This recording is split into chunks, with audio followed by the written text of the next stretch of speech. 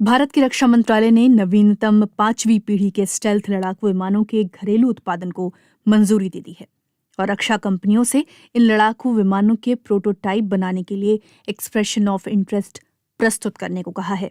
Stealth लड़ाकू विमानों को फिलहाल अमेरिका, रूस और चीन ही विकसित कर रहे हैं।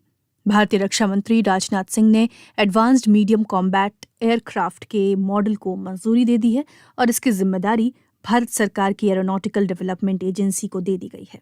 एरोनॉटिकल डेवलपमेंट एजेंसी भारत में कार्यरत निजी कंपनियों के सहयोग से इस परियोजना का क्रियान्वयन करेगी। रक्षा मंत्रालय की ओर से जारी एक बयान में कहा गया कि ये परियोजना स्टेल्थ लड़ाकू जेट का प्रायोगिक मॉडल विकसित करने के लिए देश की विशेषज्ञता, क्षमता और योग्यता का उपयोग करने की दिशा में एक बड़ा कदम है।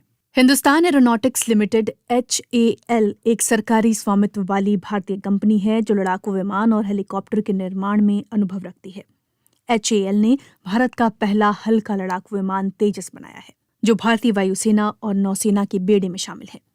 अब 5वीं पीढ़ी के स्टेल्थ लड़ाकू जेट की जिम्मेदारी एरोनॉटिकल डेवलपमेंट एजेंसी को दे दी गई है और एजेंसी जल्द ही निजी कंपनियों के साथ सहयोग के लिए इंस्ट्रूमेंट ऑफ इंटरेस्ट जारी करेगी। मीडिया रिपोर्ट्स के अनुसार इस संबंध में जो योजना तैयार की गई है उसके तहत 2035 में स्टेल्थ विमान बनने शुरू हो जाएंगे और शुरुआत में कम से कम 120 विमानों की डिलीवरी की जाएगी। तो अब जानते हैं कि स्टेल्थ तकनीक है क्या।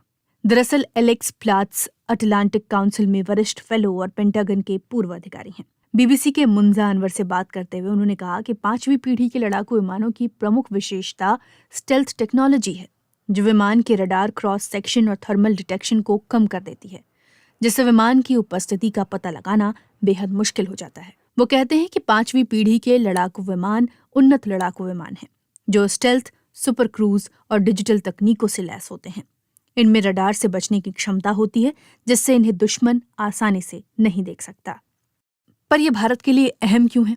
रक्षा विश्लेषक राहुल बेदी ने BBC से कहा कि भारत और पाकिस्तान के बीच हाल ही में हुए सैन्य संघर्ष ने स्पष्ट रूप से वायुसेना की अहमियत या भविष्य के युद्ध में वायुसेना और लड़ाकू विमानों के महत्व को बताया है। राहुल बेदी ने कहा कि इस हालिया झड़प में मुख्य रूप से दोनों देशों की वायुसेनाएं शामिल थीं। 4 दिनों तक चले इस युद्ध में लड़ाकू विमानों, ड्रोन, मिसाइल और वायु रक्षा प्रणालियों का इस्तेमाल किया गया।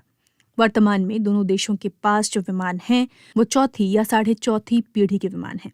दूसरी ओर रक्षा विश्लेषक प्रवीण साहनी का कहना है कि भारत के लिए 5वीं पीढ़ी के विमानों का महत्व अब बहुत अधिक हो गया है, क्योंकि मीडिया सूत्रों के अनुसार चीन ने पाकिस्तान को 5वीं पीढ़ी का स्टेल्थ J-35A लड़ाकू विमान देने का फैसला किया है।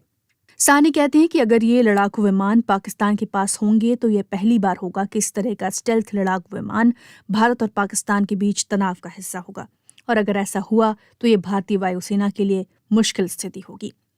इससे दोनों देशों में हवाई शक्ति का संतुलन पाकिस्तान के पक्ष में हो जाएगा।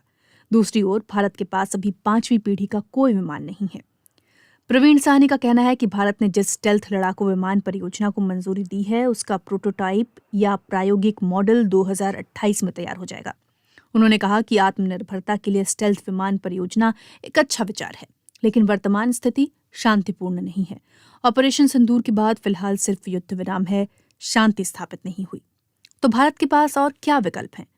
भारत के रक्षा विशेषज्ञों के अनुसार ऐसे समय में जब भारत में निर्मित 5वीं पीढ़ी के विमानों को बनाने में कई साल लग सकते हैं, उससे पहले दुनिया में चीन के अलावा अमेरिका के पास F-35 और रूस के पास सुखोई Su-57 5वीं पीढ़ी के विमान हैं, जिन्हें भारत खरीद सकता है। राहुल बेदी कहते हैं कि चीन ने लड़ाकू विमानों के विकास में एक कदम आगे बढ़ाया है और अब चीन का दावा है कि उसने 6ठी पीढ़ी का 2 इंजन वाला लड़ाकू विमान भी बना लिया है, जिसकी परीक्षण उड़ान पिछले साल दिसंबर में आयोजित की गई थी। ध्यान देने वाली बात यह है कि भारत सरकार ने 5वीं पीढ़ी के स्टेल्थ लड़ाकू विमान परियोजना को मंजूरी देने के अलावा आपातकालीन लड़ाकू उपकरण खरीदने के लिए इस महीने $4.5 अरब से अधिक की धनराशि भी मंजूर की है।